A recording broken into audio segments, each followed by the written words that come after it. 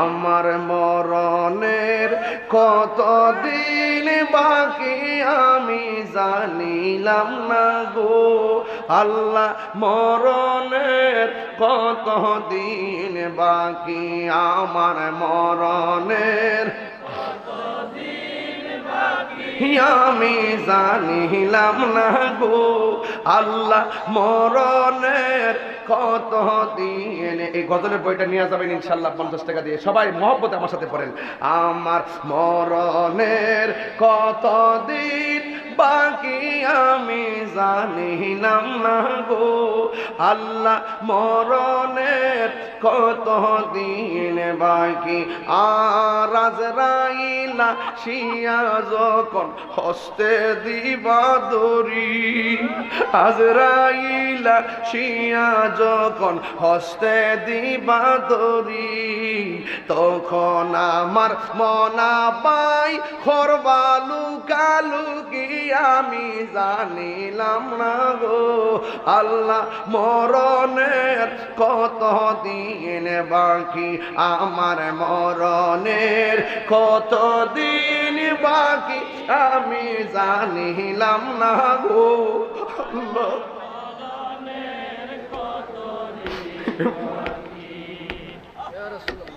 40 দিনের আগে বাইরে মৌতের নিশানি।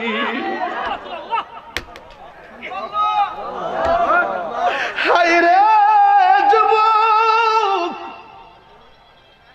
এই 40 দিন আগে কোন কোন লক্ষণ দেখলে তুমি বুঝবা ঘরে আজরাইল আসার সময় হইয়া যাইতেছে। এখন আজকে কইতারতাম না বিষয় আরেকটা। 40 দিনের আগে বাইরে মৌতের নিশানি, জমদূতে বা ইন্দানি চোখে দিয়ায়ান দিয়া আমি জানিলাম না গো আল্লাহ মরণের কতদিন বাকি আমার মরণের জানিলাম না গো আল্লাহ মরণের কতদিন বাকি। বাপ মার চেহারা খেয়াল করে কন্যা কে লেগা। হায়াত হইল হাতে বাইরে মত হইল পায়ে, হায়াত হইল হাতে বাইরে মত হইল পায়ে। যেই জায়গা যার মরণ লেখা সেই জায়গা সে মরে আমি জানিলাম না গো আল্লাহ মরণ। একদম প্রাণ খুললা মরণের